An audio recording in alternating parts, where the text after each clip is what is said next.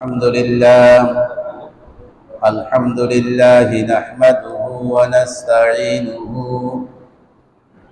ونستغفره ونؤمن به ونتوكل عليه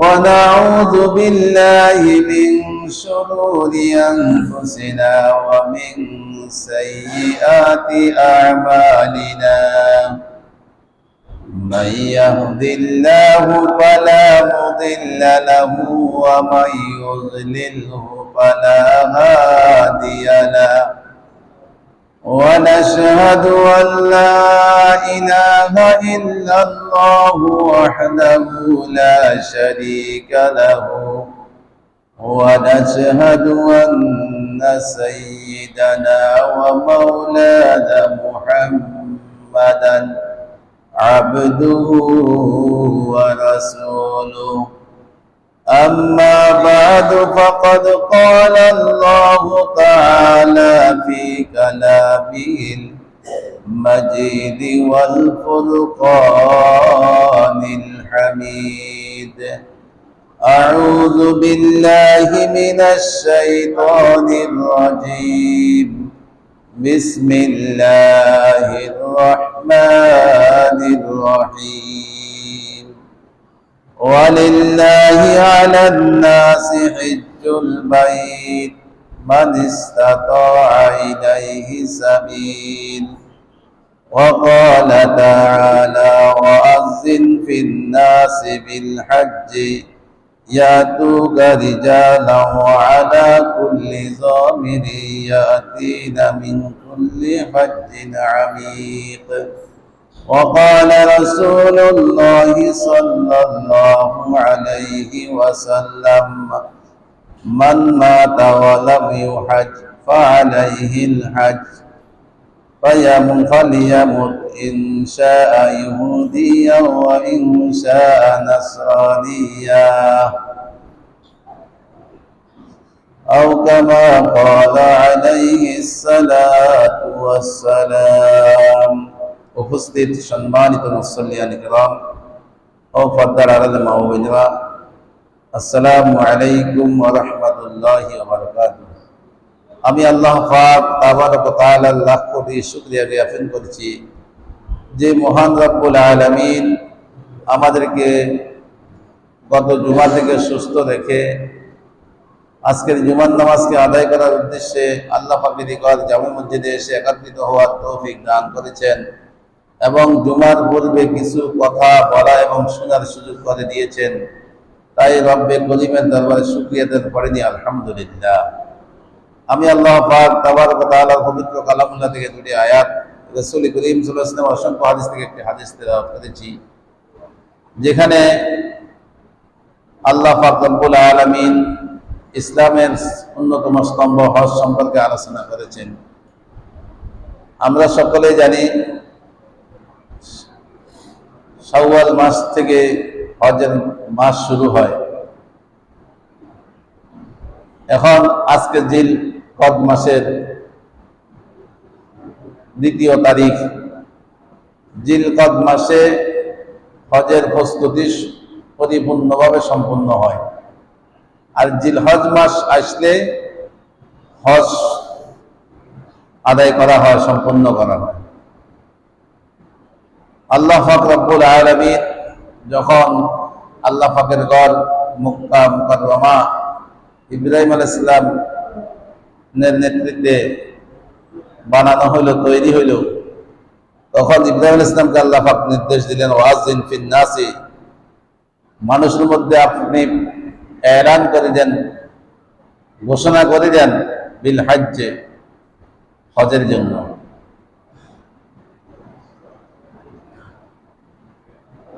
আপনি যখন হজের ঘোষণা দিবেন, এলান করবেন, ইয়াতুকা রিজালা, মানুষ পৃথিবীর আনাচে কানাচে থেকে পায়ে হাঁটে আসবে।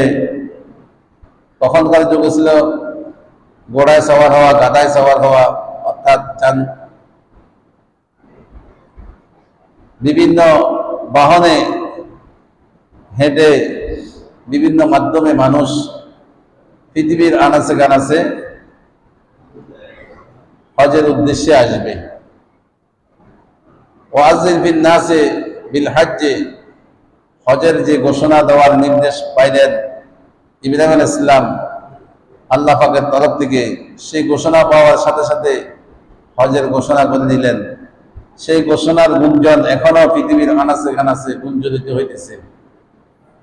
আল্লাহ পাকের বান্দা বান্দীরা আল্লাহ পাকের ঘরে জিয়ারতের উদ্দেশ্যে আল্লাহর হাবিব মুহাম্মদ রাসূলুল্লাহ সাল্লাল্লাহু আলাইহি ওয়াসাল্লামের রওজার জিয়ারতের উদ্দেশ্যে পরিপূর্ণ প্রস্তুতি নিয়েছেন,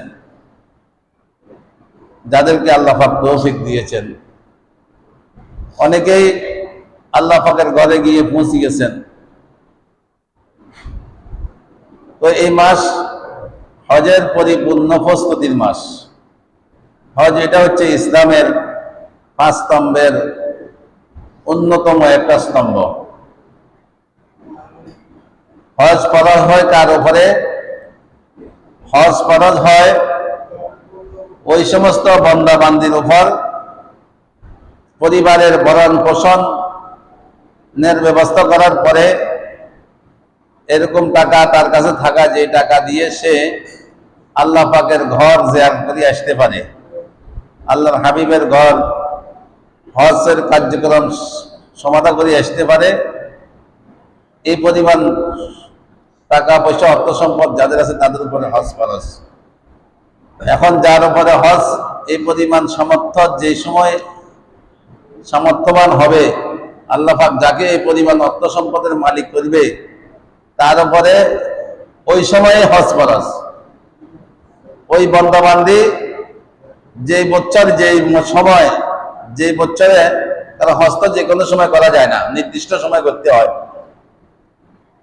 তো বছরের নির্দিষ্ট সময়ের আগে, হজের জিলহজ মাসের আগে যদি তার কাছে পরিবারের ভরণ পোষণের ব্যবস্থা করার পরে আল্লাহ পাকের ঘর অর্থাৎ হজের কার্যক্রম সমাপ্ত করি, সমাধা করি আশা পরিমাণ সম্পদ আল্লাহ পাক দেন, তার উপরে হজ ফরজ।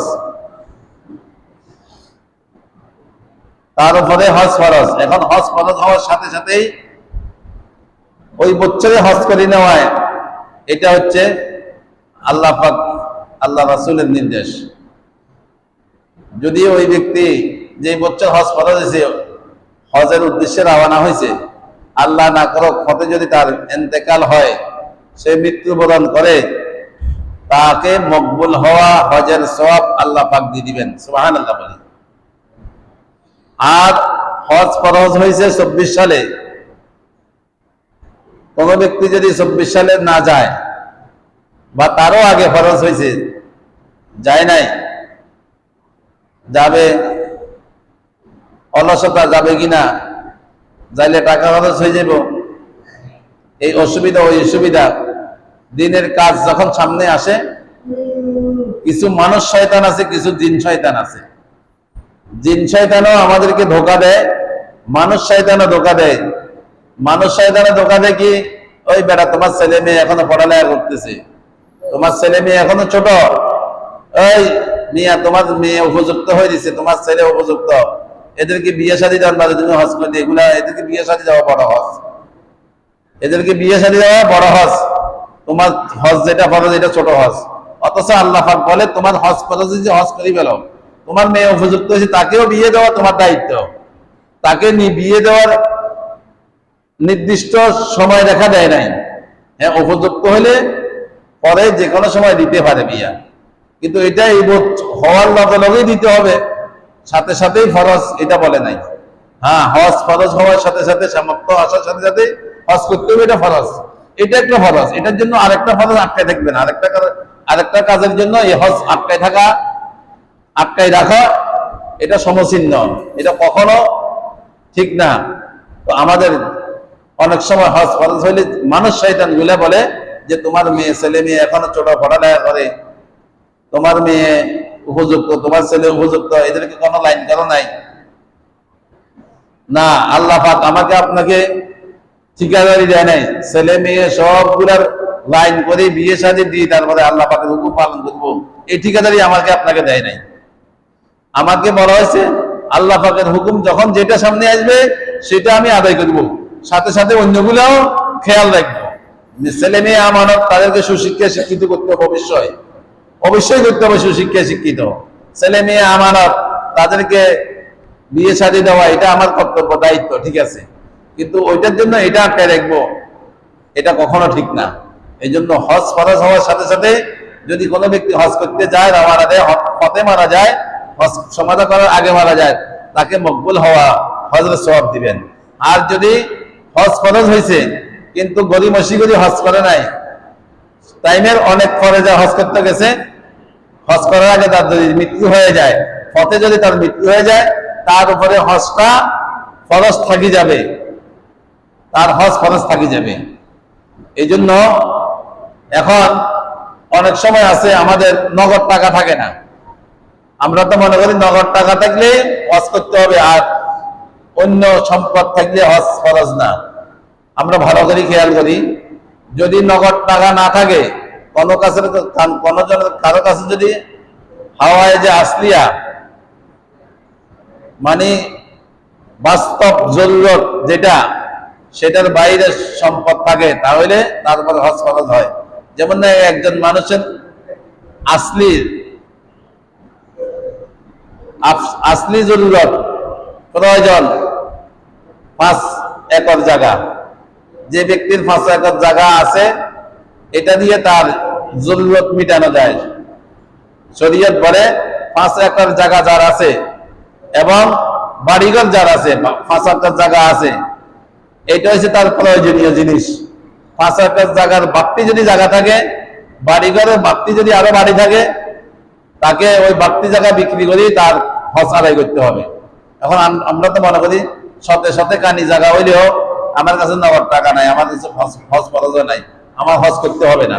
হ্যাঁ, শরীয়ত নির্ধারণ করে দিয়েছেন যে যেটা জরুরত, যে পরিমাণ সম্পদের 5 একর জায়গার থেকে বাড়তি যদি কারো জায়গা থাকে, ওই জায়গা বিক্রি করে তাকে হজ খরচ করতে হবে, হজ আদায় করতে হবে। 5 একর জায়গার আমার বাড়িঘর আছে, এখন অনেকজন আছে অনেকগুলা বাড়ি আছে কিন্তু নগদ টাকা নাই, তো বাড়ি যেটা বাড়ি এবং ঘর যেটা নিজে থাকার জন্য এটা জরুরত, 5 একর জায়গা এটা চাষাবাদ করি বা এটা জরুরতের মধ্যে আছে। এর বাইরে যদি জায়গা থাকে, যেটা বসবাস করতে যে বাড়ি এবং ঘর, এটা ছাড়া যদি আরো বাড়ি থাকে, এগুলা বিক্রি করি হজ করা ফরজ। তাহলে নগদ টাকা থাকলে যে হজ ফরজ হয় তা না, অতিরিক্ত সম্পদ থাকলে আমাকে হজ করতে হবে। আরেকটা বিষয় হয়েছে, কারো দামি কোনো মেশিন পরিবেশে যেটা কোনো কাজে আসতেছে না, ওই দামি মেশিন বিক্রি করার পরে ওইটা দিয়ে যদি হজের পরিমাণ টাকা হয়, তাহলে হজ করতে হবে। অর্থাৎ যাদের নগদ টাকা নেই, অন্য সম্পদ আছে, এদের ব্যাপারে বলা হচ্ছে। বা বড় বাগান আছে, গাছগুলো বিক্রি করলে এই পরিমাণ টাকা আসবে, যেটার দ্বারা হজ করিয়ে আসতে পারে, খরচ নির্বাহ হবে, ওই গাছ বিক্রি করি তাকে হজ আদায় করতে হবে। বা কোনো শিল্প কলকারখানা জিনিসপত্র পরিবেশে, শিল্প কলকারখানা পরিবেশে যেটা তার চালু করার আর কোনো সম্ভাবনা নাই, ওইগুলো বিক্রি করি জাকাত দেওয়ার পরিমাণ যদি সম্পদ হয়, তাকে জাকাত দিতে হবে। তাহলে জাকাত শুধু যদি নগদ টাকা থাকলে আর হজ নগদ টাকা থাকলে করতে হবে এটা না, নগদ টাকার পরেও অতিরিক্ত সম্পদ থাকলে সেগুলো বিক্রি করিও হজ করতে হবে। এটা হচ্ছে। দ্বিতীয় নম্বর হচ্ছে যাদের হজের সামর্থ্য নাই, গরিবের হজ কি? গরিবের হজ বলা হয়েছে ফজরের নামাজের পরে কোনো কথাবার্তা ছাড়া জিকির আজকার ইস্তেগফারে থাকবো। সূর্য ওঠার পরে আমরা ফজরের নামাজ পড়ার 15-20 মিনিট 25 মিনিট পরে ইশরাকের সময় হয়। ইশরাকের যদি নামাজ পড়ে, ওই ব্যক্তিকে একটা কবুল হওয়া হজ এবং উমরার সওয়াব দিবে। সুবহানাল্লাহ। একটা হজ করতে এখন 7 থেকে 8 লাখ টাকা লাগে। আর যদি ফজরের নামাজ পড়ি, আমরা কোনো কথাবার্তা ছাড়া চুপ করে বসে থাকি, নিজে নিজে মনে মনে জিকির আজকার করি, আসলে এই আমলটা আমরা একটু খেয়াল করলে হয়। আমি আমার কথা বলতেছি, আমরা আসলে এত বড় মূল্যবান আমল আমরা নিজেরাও করি না, অনেক সময় অবহেলায়, অনেক সময় চেষ্টা করি, অনেক সময় আমাদের থেকে ছুটি যায়। তো সকলে যদি চিন্তা করি, ফজরের নামাজ পড়ি, কোনো কথাবার্তা ছাড়া চুপ করে বসে থাকলে, জিকির আজকারে থাকলে, ইশরাকের নামাজটা পড়লে একটা কবুল হওয়া হজ, একটা কবুল হওয়া উমরা সওয়াব, এটা গরিবের জন্য এবং ধনীর জন্য, সবার জন্য এটা সহায়ক। গরিবও করতে পারে, অর্থাৎ যার সামর্থ্য নাই, গরিবের হজ এটা, আর ধনীরা করলেও এটা সওয়াব পাবে, এক কবুল হজ এক ওমরা সওয়াব। এরকম ভাবে রমজান মাসে সূর্য ডুবার আগে 20 তারিখ রাত যদি চলে আসে, যেটা আমরা এতেকাফ বলি, এতেকাফে আসলেও মহিলারা যেখানে নামাজ পড়ে সেখানে অবস্থান করলে তাহলে এক হজ এক ওমরা সওয়াব পাওয়া যাবে। এটা হচ্ছে গরিবদের জন্য হজের ব্যবস্থা, ধনীরাও এটাতে অংশগ্রহণ করতে পারে। এরকম গরিবেরা করতে পারে। গরিবদের আরেকটা, ধনী এবং গরিবের আরেকটা হজের সিস্টেম, যাদের মাতা পিতা জীবিত আছেন, মহব্বতের সহিত যদি তাদের চেহারার দিকে তাকায় তাহলে হজের সওয়াব পাওয়া যায়। তাহলে গরিবদের জন্য 3 রকমের সিস্টেম আছে। 3 রকমের। একটা হয়েছে ফজর নামাজ পড়ি সূর্য উঠা পর্যন্ত বসে থাকি, কোনো কথাবার্তা ছাড়া ইশরাকের নামাজ পড়লে। আরেকটা হচ্ছে মাতা পিতার চেহারার দিকে তাকাইলে। আরেকটা হচ্ছে এতেকাফে থাকলে। এটা ধনীরা করলে, গরিবেরা যেরকম করলে হজের সওয়াব পাবে, ধনীরা করলেও এটা হজের সওয়াব পাবে। তো হজ এটা যে মূল্যবান, হজ এটা মূল্যবান একটা ইসলামের বিধান। মানুষ যখন মানুষকে কবরস্থ করবে, মানুষের চতুর্দিক থেকে আযাবের ফেরেশতা আযাব দেওয়ার জন্য যখন আসতে থাকবে, পায়ের দিক থেকে আসতে থাকলে আমাদের আমল নামাজ বাধা দিবে, বলবে যে আল্লাহর বান্দা রমজান মাসে সারাদিন রোজা রাখি, শরীর ক্লান্ত হয়ে গেছে, এরপরে উঠি আমি নামাজকে প্রতিষ্ঠিত করছি। এই আল্লাহর বান্দা প্রচন্ড গরমের দিন, রাস্তা বাইরে এলে রোদ গরমে চামড়া চলে যায়, তারপরেও গরমকে তোয়াক্কা না করে আমি নামাজকে প্রতিষ্ঠিত করছি। এই আল্লাহর বান্দা বান্দি শীতের দিন, যে শীতে হাট পর্যন্ত কাঁপে, এরকম সময় শীতকে তোয়াক্কা না করি আমাকে প্রতিষ্ঠিত করছে। এই আল্লাহর বান্দা বান্দি সকালবেলা আরামের ঘুম, সারা রাত গরমের কারণে, বিভিন্ন কারণে, রোগ ব্যাধির কারণে বা পরিবারের সদস্যদের সমস্যার কারণে ঘুমাইতে পারে নাই। এখন রাত্রের শেষ সময় ঘুমাচ্ছে, হঠাৎ যখন মুয়াজ্জিন বলছেন আল্লাহু আকবার, আল্লাহু আকবার, আল্লাহ বড়, আল্লাহ বড়, সেই ক্লান্ত শরীর নিয়ে মধুর ঘুমকে লাথি মারে আমি নামাজকে প্রতিষ্ঠিত করছে। আমি তোমাকে এই দিক দিয়ে, পায়ের দিক দিয়ে আযাব দিতে দিব না। নিরাশ হই, আযাবের ফেরেশতা চলে যায় ডান দিকে। ডান দিকে যাইলে তখন ওই আল্লাহর বান্দার রোজাগুলা বলে, এই বান্দা চুপে চুপে খাইলে খাই ফেলতে পারত, কিন্তু খায় নাই কেন? আমার বান্দাকে এবং আমাকে যিনি সৃষ্টি করেছেন সে আল্লাহ রাজি খুশির জন্য। সুতরাং তুমি এই দিক দিয়ে আমার যে এই বান্দাকে তুমি আযাব দিতে পারবে না। তখন বাম দিক দিয়ে যায়। বাম দিক দিয়ে যাইলে তার যাকাত বলে, যেই মাল সম্পদ আল্লাহ পাক দিচ্ছেন, আল্লাহ পাকের রাস্তায় ব্যয় করার জন্য বলছেন, যে সমস্ত আল্লাহর বান্দা বান্দিরা সম্পদের মালিক হওয়ার পরে আল্লাহ পাকের নির্দেশ মতে আল্লাহ রাস্তায় ব্যয় করেছে, তাদের ব্যাপারে বলবে যে এই বান্দা তার সম্পদ, আমি সম্পদকে আল্লাহ রাস্তায় ব্যয় করেছেন আল্লাহ পাকের হুকুম মতে, আল্লাহ পাকের নির্দেশ মতে। সুতরাং এই দিক দিয়ে তুমি তার উপরে কোনো হামলা করতে পারবে না। তারপরে যখন নাকি মাথার দিক দিয়ে যায়, তখন হজ বলে যে এই বান্দা আল্লাহ পাক সম্পদ দিয়েছিল এবং তার উপর হজ ফরজ করা হয়েছিল, আল্লাহ পাকের হুকুম পালন করতে গিয়ে সে আল্লাহর দেওয়া যে সম্পদ সেটাও ব্যয় করছেন, এবং শারীরিক হজ করতে যে কষ্ট, মুজাহাদা, পরিশ্রম করতে হয় সেটা করছেন। সুতরাং তুমি এই দিক দিয়ে এই বান্দাকে আযাব দিতে পারবে না। চতুর্দিক দিয়ে নেক আমলগুলা বাধা হয়ে দাঁড়ায়। তো হজ এটা গুরুত্বপূর্ণ একটা আমল। এই হজ একে আল্লাহ রাসূল সাল্লাল্লাহু আলাইহি ওয়াসাল্লাম জিহাদের সাথে তুলনা দিয়েছেন। বলে কেমনে জিহাদের সাথে তুলনা? জিহাদ করতে যাইলে ছেলে মেয়ে ছাড়িয়ে যেতে হয়, আত্মীয় স্বজন থেকে দূরে সরে যেতে হয়, নিজের দেশ ত্যাগ, দেশ ছাড়ি চলে যেতে হয়, এবং কি আরামের যে স্বাভাবিকভাবে আমরা বাড়িঘরে যেখানে আছি, যে পরিবেশে আছি, ওই পরিবেশে থাকাটাই আমাদের জন্য আরামদায়ক। সেই আরামের পরিবেশ ছাড়িয়ে ভিন্ন পরিবেশে যাইতে হয়। আমরা যে বিছানায় বাড়িঘরে থাকি, আরামের বিছানা থাকি, আর ওই সময় ভিন্ন বিছানায় আমার থাকতে হয়।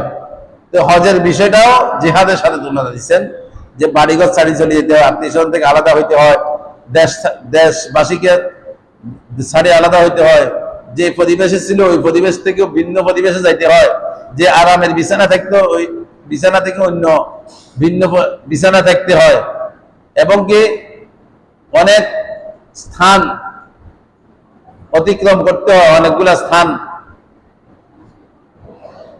তাকে স্থানে সময় ব্যয় করতে হয়, যেগুলা তার শারীরিক মানসিক ভাবে মানাই নেওয়া কষ্ট।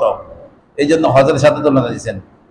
হজকে জিহাদের সাথে, জিহাদের ময়দানে ইসলামের রাষ্ট্রকে পহরা দেওয়ার বা প্রতিষ্ঠা করার জিহাদে যদি কোনো ব্যক্তি শহীদ হয় তাকে শহীদের মর্যাদা, হজে যায় যদি কোনো ব্যক্তি ইন্তেকাল করে তাকে শাহাদাতের সওয়াব দিবেন। হজের যুদ্ধের ময়দান থেকে যদি কোনো ব্যক্তি সুস্থভাবে ফিরিয়ে আসে তাকে গাজীর সওয়াব দেওয়া হয়েছে। হজের ময়দান থেকে যদি কোনো ব্যক্তি হজ করে সুন্দরভাবে সমাধা করে আসে তাকে গাজীর সওয়াব দিবেন বলা হয়েছে। তো হজ এটা অনেক গুরুত্বপূর্ণ। হজের বিনিময়ে আল হজ্জুল মাবরুর লাইসা লাহু জাযা ইল্লাল জান্নাহ। আল্লাহ পাক আল্লাহ রাসূল সাল্লাল্লাহু আলাইহি ওয়াসাল্লাম হাদিসে কুদসিতে বলেন, আল হজ্জুল মাবরুর, মকবুল হওয়া হজ, লাইসা লাহু জাযা, মকবুল হজের কোনো বিনিময় নাই, ইল্লাল জান্নাহ, বেহেশত ছাড়া। মকবুল হজের বিনিময় হচ্ছে জান্নাত। মকবুল হজের বিনিময়ে আল্লাহ পাক জান্নাত দিবেন। হজের মধ্যে কোন যারা হজে যায় ওইখানে কোনো ঝগড়া বিবাদ নাই, ওইখানে কোনো অভিযোগ নাই, ওইখানে কোনো রকমের ফিতনা ফাসাদ নাই, সব নিষিদ্ধ। কোন ঝগড়া বিবাদে সেখানে জড়ানো যায় না, কোনো প্রতিবাদ কোনো কিছু নাই। আর এই হজের বিনিময়ে যে